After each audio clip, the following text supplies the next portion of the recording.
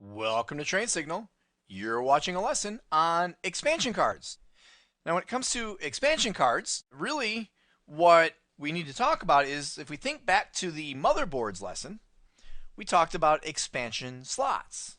Well, this lesson is going to be kind of a short and to the point lesson where we're going to talk about all the different types of cards that we can put into those slots.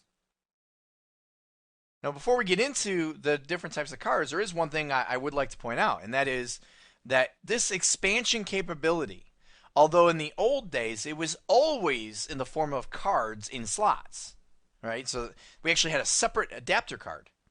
We now have two options.